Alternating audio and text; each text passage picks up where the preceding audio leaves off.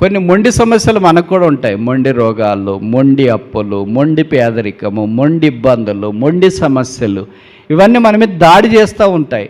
మనం దేవుడితో ఏమంటామంటే పోట్లాడేటప్పుడు, అంటే ప్రభువా ఇవన్నీ నా మీద దాడి చేస్తున్నాయి, ఇవన్నీ తీసేస్తే ఇక నీ మందిరంలోనే ఉంటాను, నాకేం వద్దు, జీవితం చాలు.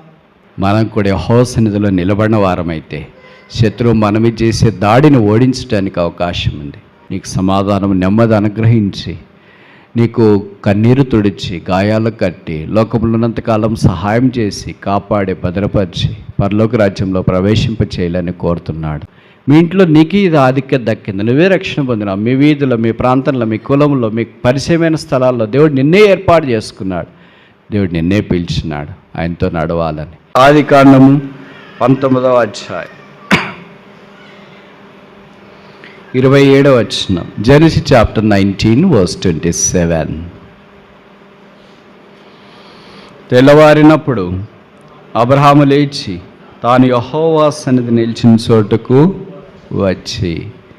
What a great prize is this. తెల్లవారినప్పుడు అబ్రహాము తిరిగి యెహోవా సన్నిధి నిలిచిన చోటికి వచ్చి, ఆ చోటికి మాటిమాటికి రావడం అనేది పరిపాటి.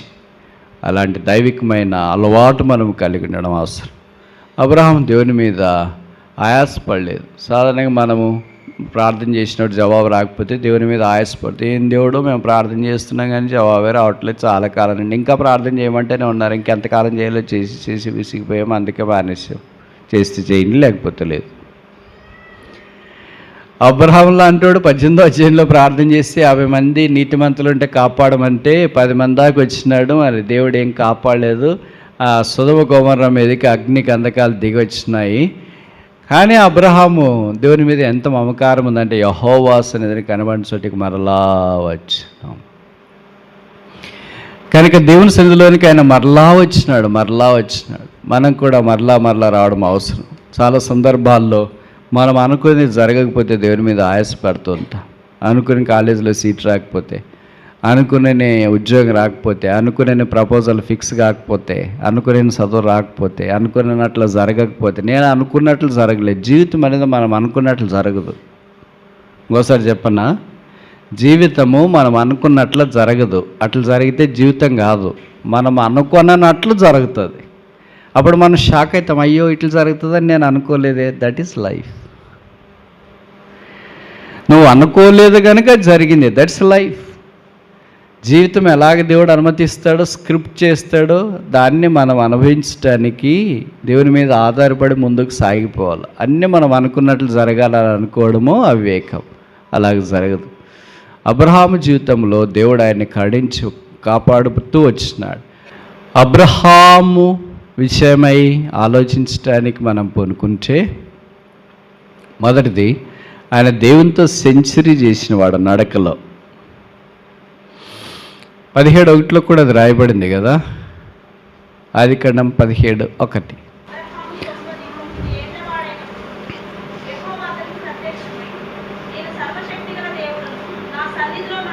చాలు, నా సన్నిధిలో నడుచు.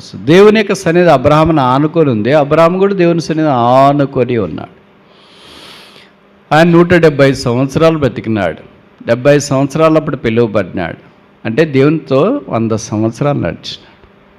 So is the person who walked with God. Century చేశాడు మన భాషలో చెప్పాలంటే. ఫస్ట్ సెంచురియన్ అంటే మీరు అనొచ్చు, మరి అంతకుముందు కూడా చాలామంది వందల ఏళ్ళు బతికారు కదండి అని. వాడు బతికింది 900 సంవత్సరాలు. 900 సెంచరీ చేయడం గొప్ప సంగతి ఏం కాదు కదా. ఈయన బతికిందంటే బాల్స్ ఫేస్ 175, 100 రన్స్. వాడు అట్టగా 900 బాల్స్. అర్థమవుతుంది నేను చెప్పే మాటలు. గవాస్కర్ కూడా 1000 బాల్ కొట్టి 10 వేయచ్చు. అది కాదు కదా, 10 బాల్స్లో 1000 చేయడం అనేది గొప్ప సంగతి. కానీ ఇక్కడ అబ్రహాము మొట్టమొదటి సెంచురియన్. రెండవది, అబ్రహాము ద్వారా దేవుడు మెడికల్ సైన్స్ ఈజ్ డిఫీటెడ్ అని రుజువు చేసినాడు. 100 ఏళ్ళకి ఆయనకు 90 ఏళ్ళకు భార్య. బైబిల్లో రాయబడింది, ఆమె స్త్రీ ధర్మము ఉడికిపోయాను. స్త్రీ ధర్మం ఉడికిపోయిన తర్వాత మెడికల్ సైన్స్ ప్రకారం పిల్లలు కలగడం అనేది 100% సాధ్యం కాదు. బట్ చరిత్రలో, బైబిల్ చరిత్రలో వాళ్ళు సాధ్యం చేశారు. This unique. 100 సంవత్సరాల కాటికి కాలు దాపుకున్న వాళ్ళ దగ్గరికి వచ్చి మీకు కొడుకు పుడతాడండి వచ్చే సంవత్సరం అంటే, నీకు అసలు బుద్ధి ఉందా, ఏం మాట్లాడుతున్నావు, నీకు కామన్ సెన్స్ ఉందా అని అంట. అయితే all sciences were defeated when Abraham trusted God to the core. దేవుణ్ణి అబ్రహాం పరిపూర్ణంగా నమ్మినాడు. అందుకే ఈ ఇన్సిడెంట్ని పౌలు కోట్ చేస్తూ రోమా 4వ అధ్యాయం అంతా ఆయన కొరకే కేటాయించి ఏమన్నాడు, అండర్ హోప్లెస్ సర్కమ్స్టెన్సెస్ ఈ హోప్ఫుల్లీ బిలీవ్డ్. నిరీక్షణకు ఆధారము లేనప్పుడు ఆ నిరీక్షణ కలిగి నమ్మాను. మనం ఎప్పుడు దేవుని నమ్ముతామంటే అన్నీ అనుకూలంగా ఉంటే నమ్ముతాం. 25 ఏళ్ళు ఉద్యోగానికి ఎలిజిబిలిటీ అంటే ఆ ఉద్యోగం వస్తుందని నమ్మచ్చు. 100 ఏళ్ళకి ఉద్యోగం వస్తుంది అంటే ఎట్లా నమ్ముతాం? రిటైర్డ్ అయిపోయి ఆ కాటికి కాలు దాపుకొని అంతదాకా బతకమనుకు, అది వేరే విషయం. ఇది రెండవది. It defeated medical science and proved that God is above all the sciences. అన్నిటికంటే పైన దేవుడు ఉన్నాడని రుజువు చేస్తూ వచ్చినాడు. మూడోది మనం చూస్తే, is the one who call to be blessing to the whole world. ప్రపంచానికి ఆయన ఆశీర్వాదం ఉండటానికి పిలువబడ్డాడు. అందుకే 12వ అధ్యాయం ఆదికాండంలో చూస్తే దేవుడు అన్నాడు, I will bless thee and thou shalt be a blessing. నేను నిన్ను ఆశీర్వదిస్తా, నీవు ఆశీర్వాదముగా ఉంటావు. నాలుగోదిగా మనం చూస్తే అబ్రహాం యొక్క 100 సంవత్సరాలు దేవునితో నడిచిన జీవితం ఆదికాండంలో 13 అధ్యాయాలు కేటాయించబడ్డాయి, 12 నుండి 23 దాకా. అర్థమవుతుంది అనుకుంటా. 100 సంవత్సరాలకి 23 అధ్యాయాలు కేటాయిస్తే మనం కూడా కొన్నిసార్లు చెప్తుంటాను, నేను రక్షణ పొంది ఎన్ని ఏళ్ళైంది తెలుసా, 20 ఏళ్ళైంది, 30 ఏళ్ళైంది. సరే, ఆ ప్రపోర్షనేట్గా మనం చేస్తే 100 సంవత్సరాలు దేవునితో నడిస్తే 12 అధ్యాయాలు బైబిల్లో కేటాయిస్తే, సరే 10 వేసుకుందాం లెక్కలు క్యాలిక్యులేషన్ తేలిక కావటానికి. 10 సంవత్సరాలు నడిస్తే ఎన్ని అధ్యాయాలు ఉండాలి? ఎవరికి లెక్కలు రావా? 100 సంవత్సరాలకి 10 అంటే 10 ఏళ్ళకి ఎన్ని ఉండాలా? 1 అధ్యాయం ఉండాలి. మరి రక్షణ పొంది 10 ఏళ్ళు అయిన వాళ్ళు ఎంతోమంది ఉన్నాం కదా, నేను కూడా ఉన్నా దాంట్లోక. నన్ను గురించి ఒక అధ్యాయం అని రాస్తారా, ఒక వచనమన్నా రాస్తారా, ఒక లైన్ అన్నా రాస్తారా, ఒక సుక్కన్న పెడతారా? ఇప్పుడు రక్షణ పొంది కొంతమంది 20 ఏళ్ళు 30 ఏళ్ళు అయిన వాళ్ళు ఉన్నారు. మరి 30 ఏళ్ళు అయిన వాళ్ళకి 3 అధ్యాయాలు ఉండాలా, 40 ఏళ్ళు అయిన వాళ్ళకి 4 అధ్యాయాలు ఉండాలా. They have to impact people like that. ఇవన్నీ ఆలోచించినప్పుడు నాకు చాలా సిగ్గేస్తుంది, బాధ వేస్తుంది. ప్రభు, ఎందుకు బతుకుతున్నాను నేను, అసలు ఇది బతికేనా? వాళ్ళు రక్షణ పొంది నీ యందు 100 సంవత్సరాలు జీవిస్తే 10 అధ్యాయాలు పరిశుద్ధాత్మ దేవుడు కేటాయించినాడు. ఇప్పటికి ఏ ఊర్లో వెళ్ళినా, ఏ మందిరంలో చూసినా ఖచ్చితంగా ఒకళ్ళని అబ్రహాం అని పేరు పెట్టుకొని ఉంటారు. ప్రపంచవ్యాప్తంగా ఎంతమంది ఉన్నారు లెక్కే లేదు. దేవుడు ఎలాగ ఆశీర్వదిస్తాడు చూడు ఒక మనిషి ఆయనతో నడిస్తే. We cannot even imagine. నాలుగోది ఏంటంటే, అబ్రహాము ద్వారా జనములు వచ్చినారు. ఎట్లా వస్తారని దేవుడు చెప్పాడంటే, ఆకాశ నక్షత్రాలు ఇసుక రేణువుల వలె వస్తారు అని చెప్పాడు. అందుకని ఇప్పుడు మీరు చూస్తున్నారు కదా, 2 రకాల వాళ్ళు వచ్చినారు, వాళ్ళు వీళ్ళు. అర్థమైందే? కాలేదా? కాకపోతేనే మంచిది. వాళ్ళు వచ్చినారు, వీళ్ళు వచ్చినారు. అంటే ఇస్సాకు ద్వారా వచ్చిన వాళ్ళు వచ్చినారు, ఇష్మాయిల్ ద్వారా వచ్చిన వాళ్ళు వచ్చినారు. ఇష్మాయిల్ ద్వారా వచ్చిన వాళ్ళు చాలా రిచ్. మీరు ప్రపంచంలో ధనం ఎట్లుంటుంది, లగ్జరీ ఎట్లుంటుంది, లావిష్నెస్ ఎట్లుంటుంది అని చూడాలంటే మిడిల్ ఈస్ట్లోనే చూడాలి. ఓకేనా? అమెరికా, యూకే ఇదంతా అదంతా వాళ్ళకి నార్మల్ అంతే. If you want to see the luxury, furniture ఎట్లుంటుంది, కార్లు ఎట్లుంటాయి, ఇంట్లో లైట్లు ఎట్లుంటాయి, and the highest thing of this world can be seen in the Middle East. Expensive things seen in the Middle East. మీకు తెలుసో తెలియదు, of all the world Middle East is the only area which వేస్ lot of food. ప్రపంచంలో ఎక్కడైనా wastage జరుగుతుంది, మనకు కూడా జరుగుతుంది. నేను కూడా ఎప్పుడైనా అమెరికాకి వెళ్ళినప్పుడు ఎవరో మీలాంటి వాళ్ళు రెండు బెదర్ భోజనం చేస్తారని పిలుస్తారు కదా, వెళ్తాం కదా. భార్య భర్త ఇద్దరు పిల్లలు ఉంటారు కదా, వాళ్ళు ఇది తింటామంటే వద్దులే బ్రదర్ ఇది పక్కన ఉంది, నేను అడిది మనడిది ఇప్పుడు ఇది చేసామన్నాడు. ఇంత చేసింటారు, మరి ఇది ఎవరు తింటారు? మనకైతే ఇండియాలోనే ఎవరో ఒకళ్ళు వస్తారు, దారిని పోయి వాళ్ళు వాళ్ళకి వీళ్ళకి వాళ్ళకని వడ్డిస్తాం, వేస్ట్ కాకుండా ఉంటుంది. పని అమ్మాయి అన్న వచ్చి తీసుకెళ్తుందని. అక్కడ ఎవరు పని అమ్మాయి లేరు కదా, వీళ్ళే భర్త పని అమ్మాయి, భార్య పని అమ్మాయి. వాళ్ళే మిగిలింది కూడా వాళ్ళే తినాలా, ఎన్ని రోజులైనా తినాలా. అందుకని తక్కువే చేసుకోవాలి. కానీ అట్లా తక్కువ చేయబుద్ధి కాదు కదా, ఎక్కువ చేస్తూ ఉంటారు. అప్పుడు నేను అంటుంటా, మీ ఇంట్లో వేస్ట్ అయ్యేది నాలాంటి వాడు రోజంతా బతకొచ్చు. ఒక్కొక్క ఇంట్లో ఒక్కొక్క వ్యక్తి బతికితే ఎన్ని ఇండ్లు ఉన్నాయి, ఎన్ని ఎన్ని మిలియన్ల కొలది ప్రజలు బతుకుతారు. మిడిల్ ఈస్ట్లో కూడా wastage of food is too much. అదే మామూలు మనలాంటి భోజనం కాదు, నిన్నటిది ఈరోజు చేసిన పులిహార కాదు, అది అనుకున్నారు మీరు. అప్పటిదప్పుడే మన కళ్ళు ఎదుటే పొట్టేల లాంటిది ఇలా పెద్ద బేసిన్లో పెట్టేసి కాల్ చేసి బాబిక్యూ మాదిరి, బిర్యానీ మాదిరి చుట్టూ అన్నం వేసుకొని చుట్టూ పక్కనంతా తినేసి కొద్ది కొద్ది ముక్కల మాదిరి. నేను ఇలాగ చెప్తుంటే మీకు నోరు ఊరుతుంది కదా. మధ్యాహ్నం మేము సాంబార్ చేస్తున్నారు బ్రదర్, ఏమి ఇవన్నీ చెప్తున్నాడు ఏంటబ్బా. సరే వద్దులే, టాపిక్ స్కిప్ చేస్తాం. ఓకేనా? ఇప్పుడు మన బాగా అంటే అబ్రహాము యొక్క ఆశీర్వాదం ఎలాగొచ్చిందో చూడండి. వీ కెనాట్ మెషర్, అసలు కొలవటానికే చేత కాదు. అంత ఆశీర్వాదాన్ని దేవుడు ఒక్క మనిషిని ద్వారా.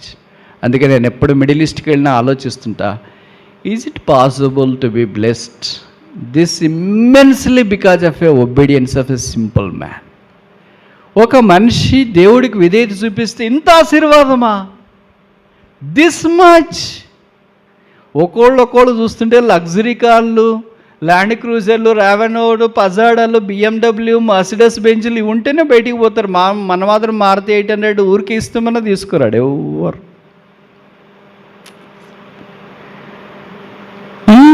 ఇంత ఆశీర్వాదం ఎక్కడ చూసినా, డబ్బైనా, బట్టలైనా, రిచెస్ అయినా, ఇంగ్లీష్లో ఏమంటారంటే వల్గర్ డిస్ప్లే ఆఫ్ లగ్జరీ అంటారు. మీరే అర్థం చేసుకోండి. గుడారములో ఉన్న మనిషి దేవుడికి విధేయత చూపించడం ద్వారా దేవుడు మానవ జాతిని అలాగ ఆశీర్వదించి ఐ విల్ బ్లెస్ ది అనే మాట మనకు అర్థం కాదు, కానీ it carries tons and tons and tons and tons and tons and N number of tons of blessings we cannot measure them. ఒక రాజకీయ నాయకుడు చెప్పే మాట కాదు ఇది, ఒక అధికారి చెప్పిన మాట కాదు ఇది, ఒక బంధువులు చెప్పిన మాట కాదు ఇది. సర్వోన్నతుడగు దేవుడు, సర్వశక్తి గల దేవుడు, నిత్యుడగు దేవుడు, చూసుకునే దేవుడు, మహిమ గల దేవుడు చెప్పే మాట ఇది. సరే ఇంక ఇలాగ చెప్తే టైం అయిపోతుంది. కనుక అబ్రహామును దేవుడు అలాగా ఆశీర్వదించినాడు. ఇది నన్ను ఆత్మీయంగా మనం కూడా అబ్రహాము యొక్క నిబంధనలోనికి వచ్చిన, ఆశీర్వాదంలోనికి వచ్చిన మనం కూడా అలాగో విధేయత కలిగిన వారమైతే ఎంత బాగుంది. అందుకే కొత్త నిబంధనలో యేసు ప్రభు కొంతమందిని గురించి అన్నాడు, స్త్రీని గురించి, ఈమెయో అబ్రహాము కుమార్తె. జక్కని గురించి యేసు ప్రభు అన్నాడు 19వ అధ్యాయం, ఇతడును అబ్రహాము కుమారుడు. వాళ్ళు కుమారుడు అంటే 2 రకాలుగా ఉంటుంది, బయలాజికల్, స్పిరిచువల్. బయలాజికల్ అంటే భౌతికంగా వచ్చిన లీనియేజ్ని బట్టి వచ్చేవాళ్ళు. స్పిరిచువల్ అంటే ఆత్మీయంగా. అబ్రహాం విశ్వాసాన్ని మనం కూడా ఎక్సర్సైజ్ చేసి దేవుని ఎంత విశ్వాసం ఉంచినాం కనుక అబ్రహాం యొక్క కుమారులుగా వంశావళిలోనికి మనం తీసుకురాబడుతూ వచ్చినాం. ఇలాంటి వాడు దైవ సాన్నిధ్యంలో కనిపిస్తూ వచ్చినాం. పరలోకానికి వెళ్ళిన తర్వాత అబ్రహాంను మనం చూసి అడిగినా మనకి ఇంత ఆశీర్వాదంకి ఎట్లా వచ్చింది? We cannot measure. I don't know, నాకు కూడా తెలియదు. పైకి వచ్చిన తర్వాత చూస్తుంటే తెలిసిందని అంటాడేమో అబ్రహాం. దేవుడు అంతగా ఒక వ్యక్తిని ఆశీర్వదించినాడు. ఇప్పుడు దైవ సన్నిధిలో ఉన్న వ్యక్తిని దేవుడు అంత ఆశీర్వదిస్తే మన సంగతి ఏంటో మరి? మనకు మొబైల్ చూసుకోవటానికే టైము, ఇంకా దేవుని సన్నిధిలో ఉండటానికి టైం ఎక్కడా?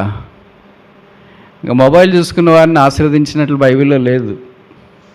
మీ దాంట్లో ఉందా? చెప్పరేంటి? ఎక్కడ లేదు. అది లేదని మానేమని నేను చెప్పట్లేదు.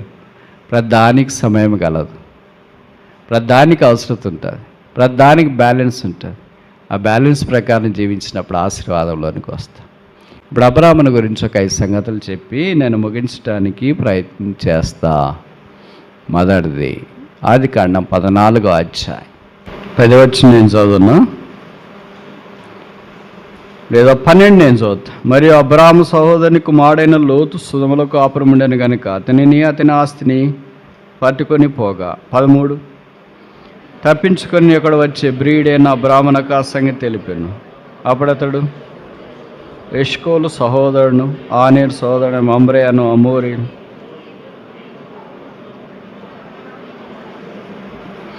మీరు ఎష్కోల్ అంటే ఎష్కోల్లో ఒకటి అనుకుంటున్నారు కదా.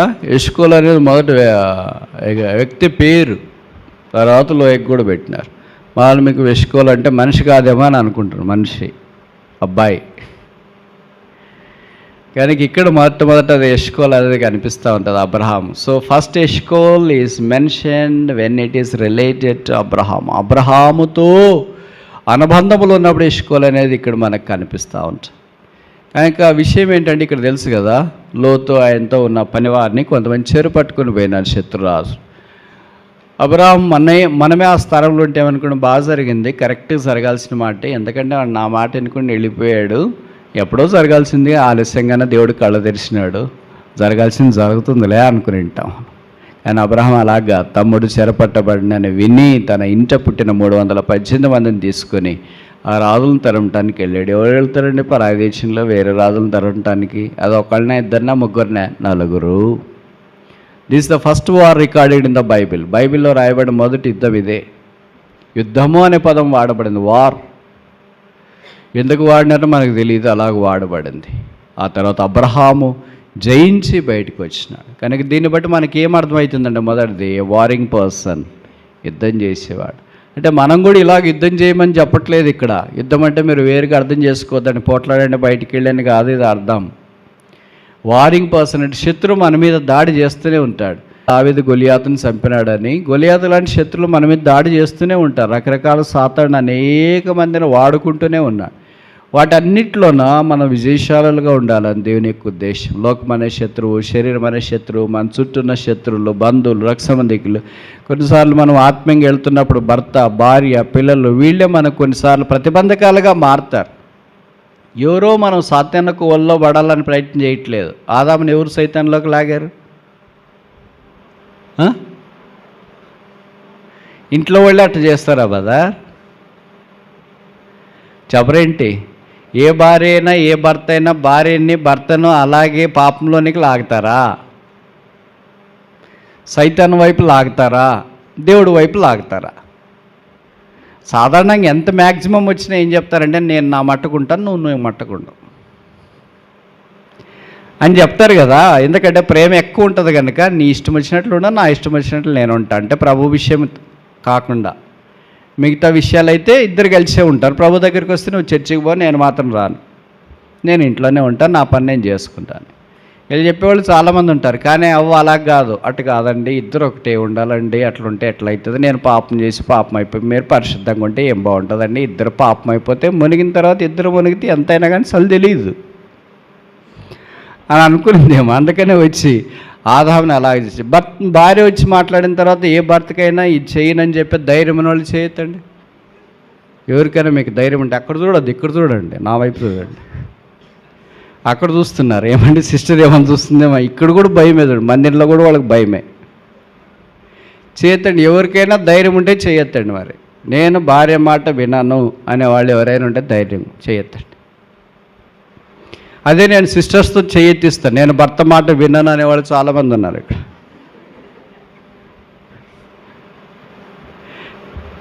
ఒకవేళ వినకపోతే ఏమవుతుంది? అవ్వ వచ్చింది కదా, వచ్చి తినమని చెప్పింది, తినకపోతే ఏమవుతుంది?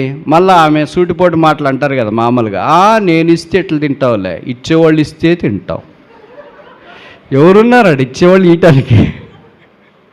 పక్కనే వాళ్ళని ఉన్నారా ఏంటి? అంటే ఒక్కసారి కోపం రేపేయాలంటే మనం ఇట్లా మాట్లాడితేనే రేసేది. అందుకని అప్పుడు ఏం చేయాలా? షటప్ అని అనాలా, లేకపోతే తీసుకున్నా తినాలా. కనుక ఈ రెండిట్లో ఏదో ఒకటి చేస్తారులే అని అనుకున్నాడో ఏమో. అందుకని ఇవన్నీ ఎందుకులే, మళ్ళీ తర్వాత నువ్వు షటప్ అంటే యూ షటప్ అని ఇద్దరు కలిసి బయటికి వెళ్తే విడాకులు తీసుకోవటానికి లాయర్ కూడా లేడు, ఏదో కలిసిపోదాం, కాంప్రమైజ్ అయిపోదాం అన్నాను. That's how sin entered into the family. కుటుంబంలోనికి పాపం అలాగ వచ్చింది. అలాగే సాతాను కూడా చేస్తుంటాడు. ప్రభుకు స్తోత్రాలు. అబ్రహాము దాన్ని ఓడించినాడు, విజయం పొందినాడు.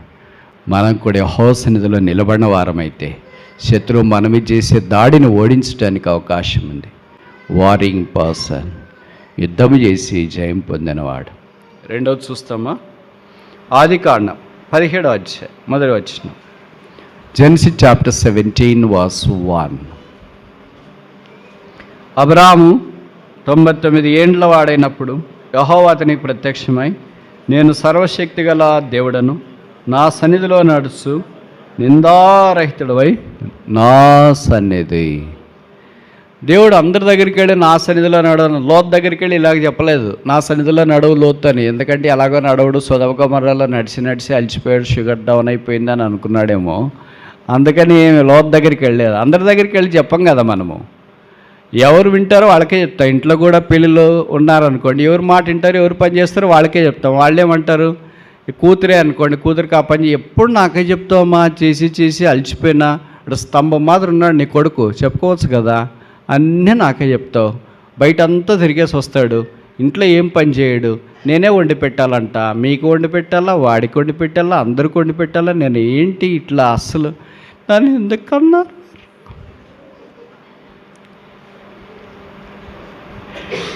అప్పుడు తల్లిదండ్రులు ఏమన్నారు? చేసే వాళ్ళకే చెప్తారమ్మా, కాయలు కాసిన లేదా పండ్లు కాసిన చెట్టుకి రాళ్ళు దెబ్బలు పడతాయి. నువ్వు ఇట్లాంటి డైలాగులు మాత్రం మస్తు చెప్తారులే. అట్లా చేసి ఇప్పటిదాకా ఇలాగ చేయించుకుంటూనే ఉన్నారు. అదే డైలాగులు కొడుకు చెప్పుకోవచ్చు కదా, అదే డైలాగులు కూతురికి చెప్పుకోవచ్చు కదా, నాకు మాత్రం మీరు చెప్తారేంటి అని అంటుంటారు. సరే, అది కుటుంబ వ్యవహారం అనుకోండి, బాధలో వారు చేసే ఆక్రోషం అది. సాధారణంగా మందిరాల్లో కూడా అంతే కదా, పని చేసే వాళ్ళకి ఈ విషయాలకు మనం చెప్తాం, పని చేయని వాళ్ళకి ఎందుకు చెప్తాము? వాళ్ళు ఏమనుకుంటారంటే మాకు చెప్పట్లేదు అని అనుకుంటారు. వాళ్ళు చేస్తే కదా చెప్పేది. క్లాసులోనైనా అంతే, వినేవాడికే మనం పని చెప్తాం, వినడానికి వదిలేస్తాం. వాడు వినాడు కదా, ఎలాగైనా పని చేస్తామని ప్రయత్నం చేయము. మందిరాల్లో కూడా అంతే, చేసేవారికే మనం పని చెప్తాము, చేయని వాళ్ళకి చెప్పము. అదే మన తన అన్నోళ్ళనే మనము ఒక మాట అనటానికి కూడా ధైర్యం చేస్తాం. ఇప్పుడు ఎవరో దారెంబడి పోయే వాళ్ళు ఏంటి ఇలాగబోతున్నారు అని అన్నాం అనుకోండి, అసలు మీరెవరు అని వింతగా పైనుండి కిందాక చూస్తారు. అదే మందిరంలో ఉన్నవాళ్ళు ఏమ్మా ఇట్టు వెళ్తున్నావు అంటే, అయ్యో అంకుల్ చూసాడు ఏంటి నేను ఇట్టు వెళ్తున్నాను, భయం ఉంటుంది. ఎందుకంటే ఒక కుటుంబం అని. బయట వాళ్ళకి నీళ్ళు తీసుకురండి అని చెప్పినాను అనుకో, నేను తాగాలమ్మా ఒక గ్లాస్ నీళ్ళు తీసుకురండి, ఎవరు ఈయన మమ్మల్ని తాగాలని నీళ్ళు అడుగుతున్నాడు ఏంటి అంటారు. అదే నేను మీకు చెప్పాను అనుకోండి, పరుగును పోయేసి వస్తారు. నీళ్ళు ఉంటాయా లేకదా అది వేరే విషయం.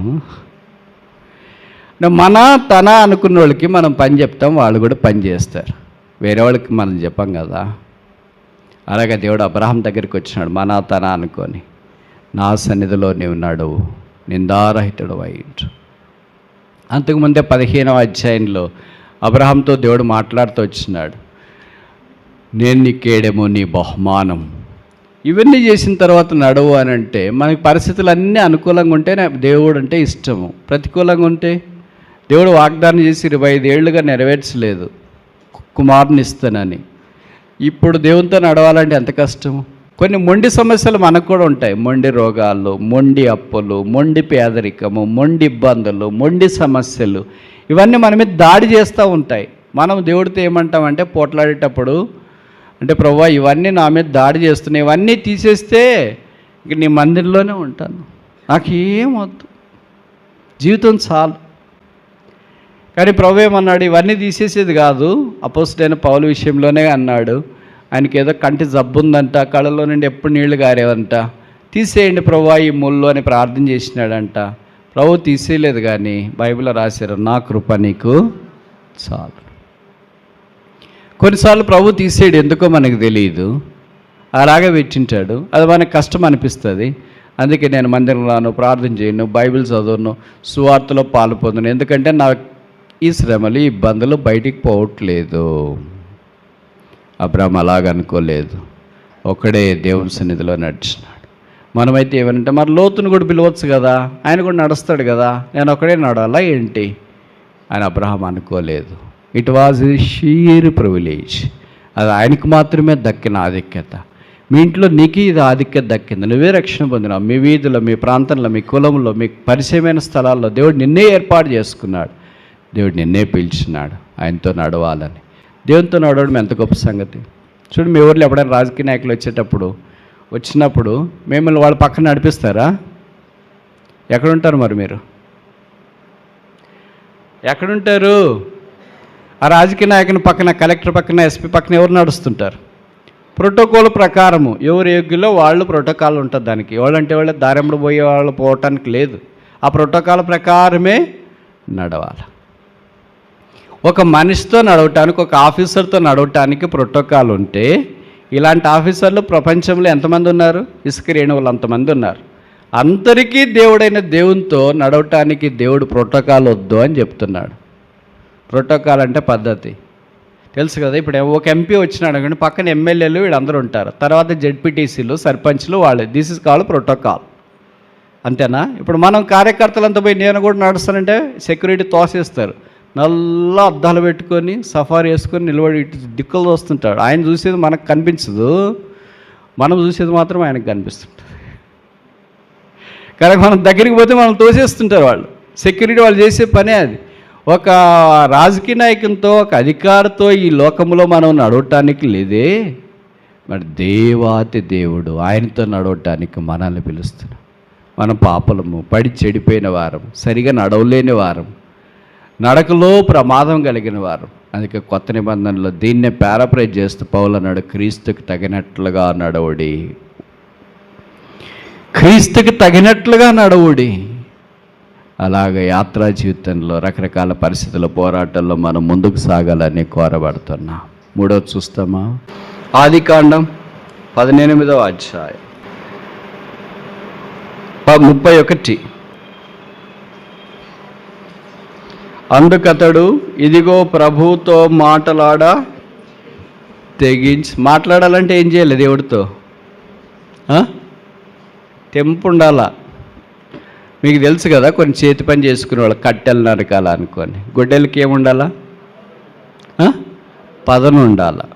అదే కోత కొయ్యటానికి వెళ్ళామనుకోండి, ఏదో కంకులు అది ఇది తర్వాత కొడవలకి ఏముండాలా? పదను ఉండాలా. ఇక విశ్వాసిని కూడా దేవుడు వాడుకోవాలంటే ఏముండాలా? పదను ఉండాలా. మరి దీనికి ఏమైపోయింది? ఇది పదను లేకుండా సిలుం పట్టింది. సిలుం పట్టిందంటే తెలుసా మీకు? ఏమంటారు మీ భాషలో? తుప్పు పట్టింది. తుప్పు పడితే బాగా తెగుతుందా? నరికేకి వస్తుందా? కొయ్యటానికి వస్తుందా? తెంచడానికి వస్తుందా?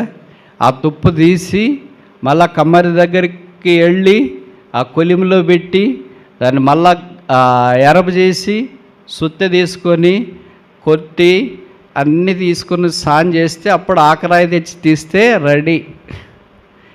ఇప్పుడు మనకు కూడా ఇదంతా ప్రాసెస్ దేవుడు చేయాలంటున్నాడు. మరి ఇష్టమేనా?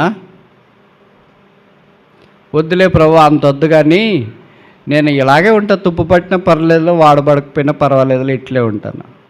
ప్రతి వాడుకునే ఆయుధం ఏం చేయాలా? పదను పెట్టబడాలి. అదే టెంపో. ఈ కటింగ్ చేసినాడు మనం వెళ్ళి చికెన్ ఏ కేజీ అంటే ఆయన ఊరుకు అలవాటు ఏమో ఇట్టి అంటూ ఉంటాడు. అనేసి, ఆ కేజీ అమ్మా నీకు చికెనా మటనా బోన్లెస్సా ఇలాగ అంటూనే ఉంటాడు. మన దానికి పదను పెడతానే ఉంటాడు, అంటూనే ఉంటాడు, పదను పెడతానే ఉంటాడు. అంతసేపుకే పదను పోయిందా? అంటే తను వాడుకోవటానికి తను వాడే సాధనం పదను ఉండాలి, తెంపు ఉండాలి.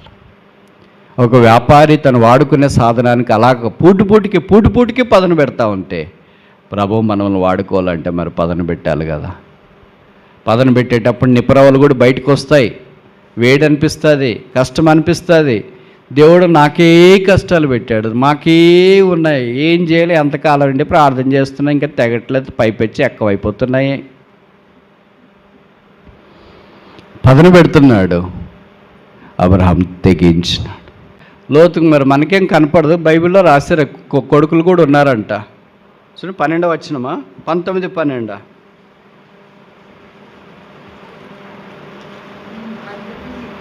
ఆదికాండం 12:19. అప్పుడు ఆ మనుషులు, ఏ మనుషులు? లోతు దగ్గరికి వచ్చిన వాళ్ళు, ఇక్కడ నీకు మరి ఎవరున్నారు, నీ అలుని నీ కుమారులు, బహువచనం ఉంది.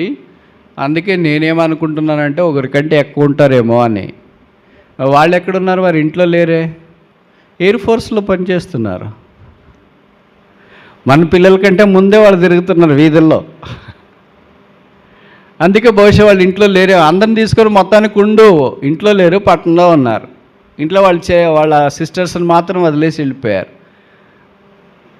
కనుక బహుశా ఈ కథ అంతా ఇప్పుడు నేను చెప్పదలుచుకోలేదు. కానీ విషయం ఏంటంటే, దేవుడు అబ్రహాము సొదొమ గొమొర్రా కొరకు చేసిన ప్రార్థనలో 10 మంది చూడలేకపోయాడు నీతిమంతుల్ని. అందుకే ఆ పట్టణం అగ్నికందకాలతో కాలిపోయింది. అబ్రహాం మరలా యెహోవా సన్నిధిలోనికి వచ్చినాడు. ఇంకెలాగో నా ప్రార్థన ఫలించలేదులేని అబ్రహాము ఆయాసపడలేదు. కానీ అయ్యో ఈ పట్టణం ఇలాగైపోయింది, అయ్యో దోషభర్త జనమా, చెరుపు చే పిల్లలారా మీకు శ్రమ. మరలా మేము జ్ఞాపకం చేస్తున్నాము, యేసు ప్రభుని ఎరగకుండా ఇంకెంతకాలం ఉంటాం? దేవుని ఉగ్రత మీదుంది. బైబిల్ చెప్తుంది, మేము చెప్పట్లేదు. యేసు ప్రభు వారికి వెలపట దేవుని ఉగ్రత ఉంది, నరకం ఉంది, పాతాళం ఉంది, వేదనకరమైన స్థలం ఉంది. ఏదో వీళ్ళు ఇలాగ చెప్తారు అనుకోవద్దు, ఇది వాస్తవం. Bible is true. ఈ లోకాన్ని విడిచిపెడితే నరకం సిద్ధంగా ఉంది. కనుక యేసు నిన్ను ప్రేమిస్తున్నాడు. అందుకే ఇక్కడ తోడుకొని వచ్చినాడు. నువ్వు యేసుకు కావాలా, యేసుకు అవసరం. నీ కొరకు ప్రాణం పెట్టినాడు, చనిపోయి సమాధి చేయబడి తిరిగి లేచినాడు. నీ కొరకు మరలా రానన్నాడు.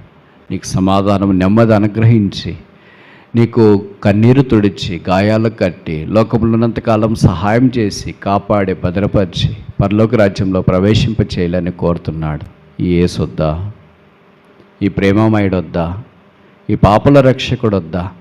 ఇన్ని ప్రయత్నాలు చేసినావే, ఈ దినం యేసును అంగీకరించే ప్రయత్నం ఎందుకు చేయకూడదు? Make it a last effort. ఇది ఆఖరి ప్రయత్నంగా చేసి చూడు. యేసు మాట్లాడతాడు, యేసు ధరించి చేర్చుకుంటాడు, యేసు దగ్గరికి వస్తాడు. యేసు పిలిస్తే పలికే దేవుడు, ప్రార్థన చేస్తే జవాబిచ్చే దేవుడు. యేసు సహాయం కొరకు అడిగితే సహాయం చేసేవాడు. కనుక యేసునందు విశ్వాసం ఉంచుము, అప్పుడు నువ్వు నీ ఇంటి వారును రక్షణ పొందుదురు. అందుకే బైబిల్లో రాశారు, O taste and see that the Lord is good. యెహోవా ఉత్తముడని రుచి చూచి తెలుసుకురండి.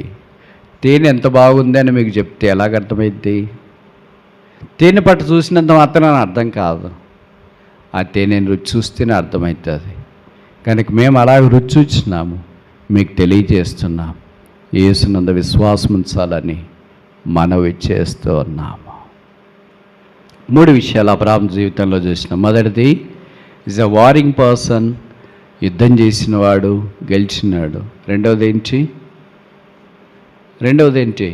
Walking person. 17వ అధ్యాయంలో దేవునితో నడిచిన వాకింగ్ పర్సన్. మూడవది ఏంటి? ఇక్కడ రెజ్లింగ్ పర్సన్, దేవునితో పోట్లాడటానికి అంటే ప్రార్థన చేయటానికి తెగించినాడు. యాకోబు దాని తర్వాత ఇది నేర్చుకున్నాడు కదా, రెజిల్డ్ విత్ గాడ్ అని యాకోబుని గురించి చెప్పు. ఒక మనుషుడు రాత్రి అంతా పెనుగులాడెను అని. కనుక యాకోబు దేవునితో పెనుగులాడక మునిపే అబ్రహాము దేవునితో పోరాడటానికి, పెనుగులాడటానికి వచ్చిన. This highest privilege for a Christian to wrestle with God. కొన్నిసార్లు మన కష్టాలు, బాధలు ఉన్నప్పుడు మనం we wrestle with others but we do not wrestle with God. వేరే వారితో పోట్లాడతాం దేవుడితో తప్ప. అట్లా కాదు, దేవునితో పోట్లాడాలా, వేరే వాళ్ళతో మాట్లాడాలా. మనం ఏం చేస్తామంటే దేవునితో మాట్లాడతాం, వేరే వాళ్ళతో పోట్లాడతాం. That's incorrect, not biblical.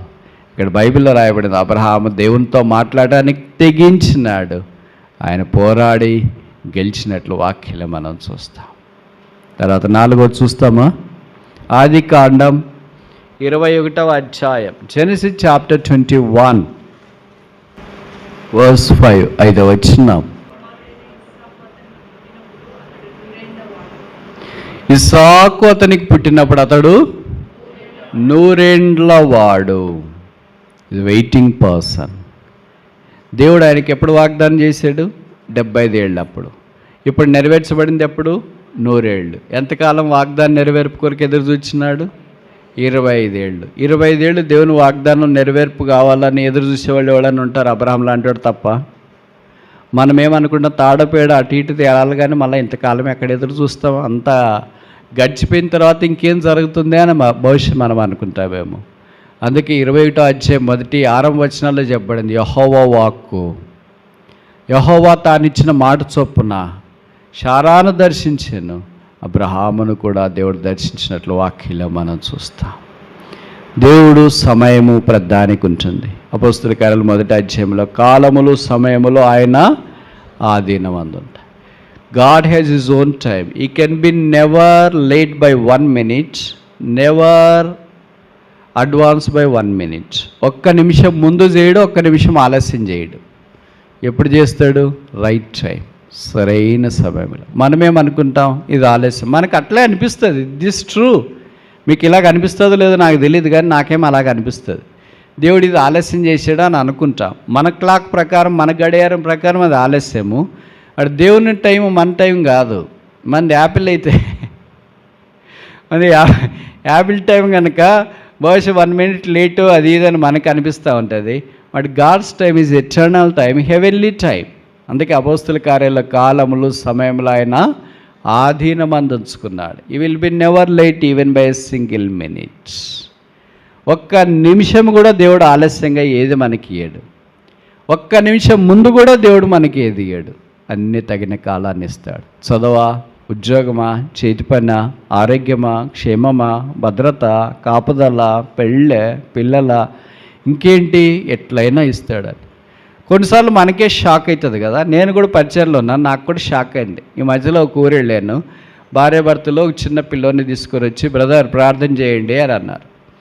ఏం ప్రార్థన చేయాలా అని అంటే, ఈ పిల్లోడి కొరకు ప్రార్థన చేయండి అన్నారు. ఏం పెట్టారు ఈ పిల్లోని పేరు అని అంటే షాక్ అయినా. మీరు ఏమనుకోకపోతే చెప్తా, చెప్పమంటారా? ఏం పెట్టారు ఈ పిల్లోని పేరు అంటే జయరాజ్ అని పెట్టాము అన్నారు. ఓ గాడ్,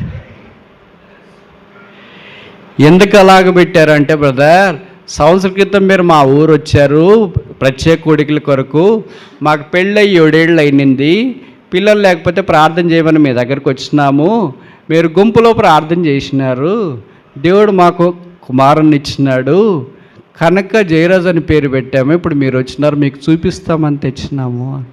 షాక్. దేవుడు ఇలా కూడా చేస్తాడా? Mark 10:27, with God all things are possible. దేవుడికి సమస్తము సాధ్యం. దేవుడు ఎప్పుడు ఎలాగ చేస్తాడో మనకు తెలియదు. ఆయన చేసి మన కనులకు ఆశ్చర్యం. 5వ దాకా చూసి ముగిస్తామా? 22వ అధ్యాయం 5వ వచనం, ఆదికాండం 22వ అధ్యాయం 5వ వచనం.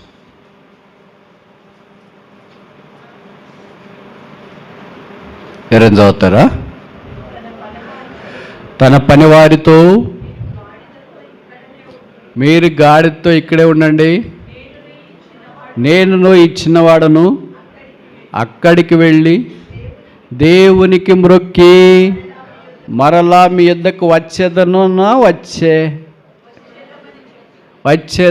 ఇప్పుడు నేను కొన్ని ప్రశ్నలు అడుగుతా, ఆ వచనాన్ని బేస్ చేసుకొని మీరు జవాబు చెప్పండి, సరేనా? బైబిల్లో మొదట రాయబడిన జంతువు గాడిదనా గొర్రెపిల్ల? ఇప్పుడు చూస్తున్నారు కదా, ఆదివారం ఓపెన్ యూనివర్సిటీ అంటే ఆదివారం పుస్తకాలు చూసి రాసేది. మేము కూడా పాస్ అయినామని వచ్చేది బయటికి. ఎక్కడుంది అమ్మా? మీరు చెప్పేదానికి బైబిల్ రెఫరెన్స్ చెప్పండి.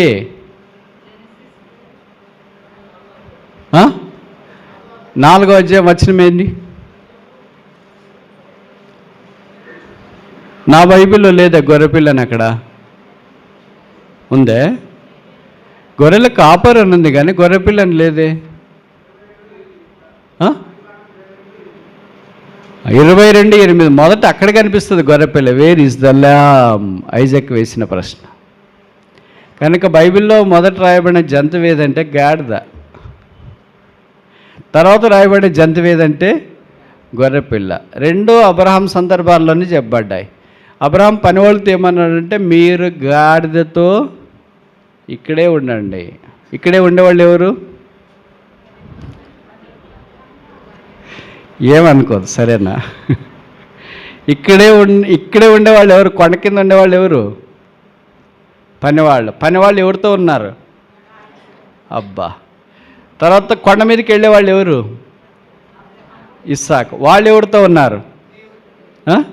గొర్రెపిల్లతో ఉన్నారు. విశ్వాసులు రెండు రకాలు. కొండ కింద గాడితో ఉండే డాష్,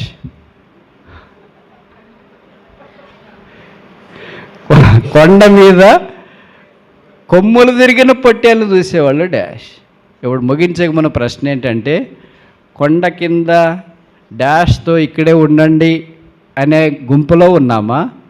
నేనను ఈ చిన్నవాడను కొండ ఎక్కి దేవునికి మ్రొక్కి.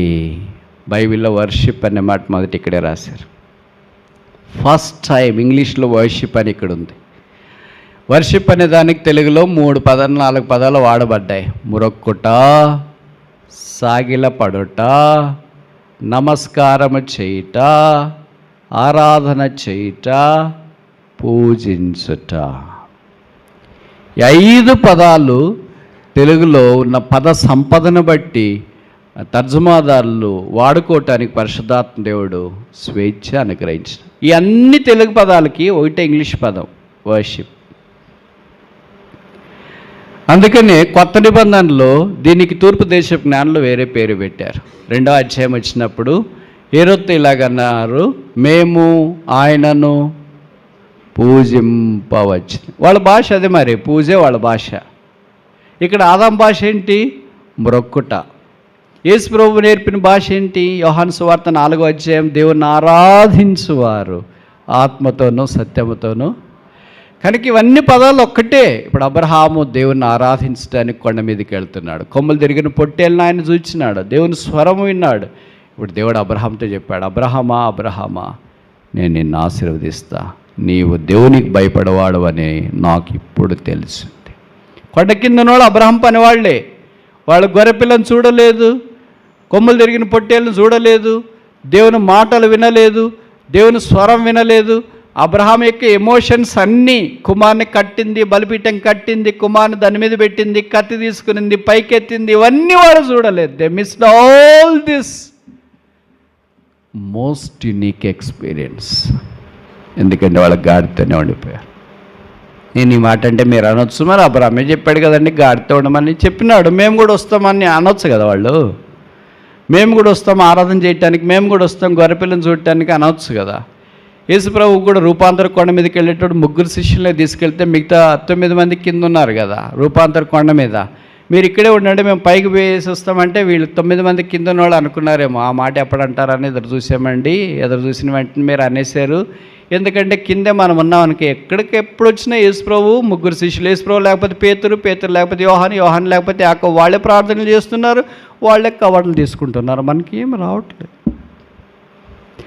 ఇప్పుడు అందరు కలిసి వాడు పైకి పోతే, ఇప్పుడు ఎవరన్నా వస్తే మనమే ప్రార్థన చేస్తాం, కవర్లు మనమే తీసుకుంటే, ఎవరన్నా వచ్చి యేసుప్రభు ఇప్పుడే రాడయా, హౌస్ డెడికేషనా నేను వస్తాపా, పెళ్ళా నేను వస్తావా, స్పెషల్ మీటింగా నేను వస్తాపా. యేసుప్రభు పేతురు వాళ్ళు ఇప్పుడే రారు, వాళ్ళు ఎక్కడో పోయి నీ ఎట వచ్చేలో కదా. ఏదో నువ్వు పని చేసుకోవాలి కానీ నువ్వు యేసుప్రభువే రావాలా, పేతురే రావాలా, యాకోబే కావాలా అంటే ఎక్కడైతుంది అని 9 మంది అనుకుంటా. కింద చాలా బాగుంది, ఎట్లుంది కదా కింద. అయ్యో బ్రదర్ మీరు పోయిన తర్వాత చాలా పెళ్ళిళ్ళు వచ్చినాయి, చాలా థ్యాంక్స్ గివింగ్ మీటింగ్లు వచ్చినాయి. అంత కొండ కింద ఉన్న జనం. ఇది కొండ మీద ఉన్నవారు యేసును తప్ప మరెవ్వరును వారికి అగపడలేదు. వారు మహిమలో యేసును చూచిన ఈ 9 మంది కొండ కింద ఉన్నవారు, they never saw such a glory of Jesus Christ. యేసు మహిమను వారు ఎన్నాడు చూడలేదు. బిలీవర్స్ 2 రకాలు. కొండ మీద ఉండే మహిమ చూసేవారు, కొండ కింద ఉండే డబ్బులు చూసేవాళ్ళ. Are we money centred or మహిమా సెంటర్డ్? చెప్పరేంటి, సైలెంట్గా ఉండొద్దు. ఏం చేస్తా విని విని విని విని విని ఏం లేదని వెళ్ళిపోవద్దు. ఇది దేవుడు దర్శించే కాలం. మార్పు చెందాలని దేవుడు కోరుతున్న కాలం. ఎరిగి దేవుని వైపు తిరగదు. ప్రభువా, నేను కొండ కింద ఉండటానికి పిలువబడలేదు, కొండ మీద ఉండటానికి పిలువబడ్డా. నేను నిన్నే చూడాల, నీ మహిమనే చూడాల. బైబిల్లో రాయబడింది, ఆయన ముఖము తెల్ల ప్రకాశంగా, ఆయన వస్త్రములు ఏ చాకలియు చలువు చేయనంత తెల్లగా అయినాయి. వారు యేసును మహిమలో చూచినారంట. దీన్ని పేతురు రాస్తూ పత్రికలో అంటాడు, ఆ పరిశుద్ధ పర్వతం మీద దివ్య వాక్యము లేదా దివ్య శబ్దం మేము వినినప్పుడు, ఈ ముగ్గురికి ఆధిక్యత ఉంది. They have seen Christ in all glory. దేవుని మందిరానికి వచ్చినప్పుడు మనం కవర్లు చూస్తున్నామా, క్రీస్తుని చూస్తున్నామా? కొండ కింద ఉన్నామా, కొండ మీద ఉన్నామా? గాడిద దగ్గర ఉన్నాం. గాడిద అంటే ఏం బరువు మోసేది. గొర్రెపిల్ల అంటే ఏంటి? విధేయత కలిగింది. గొర్రెపిల్ల దగ్గర వాళ్ళు ఉన్నారు, దేవుని స్వరం విన్నారు, దేవుని మాటలు విన్నారు. అబ్రహాము, ఇస్సాకు దేవుని కొరకు జీవించేవారు. యేసుక్రీస్తు ప్రభుతో పాటు వెళ్ళిన పేతురు, యాకోబు, యోహానులు క్రీస్తు కొరకు అపోస్తుల కార్యాల్లో బలమైన సాక్షులు. వాడు మన సంగతి ఏంటి? 5 విషయాలు ఇప్పుడు మనం చూసినాం. మొదటిది, వారింగ్ పర్సన్, అబ్రహాము యుద్ధం చేసినవాడు. రెండవది, వాకింగ్ పర్సన్, దేవునితో నడిచినవాడు. మూడవది, రెజిలింగ్ పర్సన్, దేవునితో ప్రార్థన చేసినవాడు. నాలుగవది, వెయిటింగ్ పర్సన్, దేవుని కొరకు కనిపెట్టుకున్నవాడు. ఐదవది, వర్షిపింగ్ పర్సన్, ఆరాధన చేసినవాడు. అందుకే ఇతడును అబ్రహాము కుమారుడే.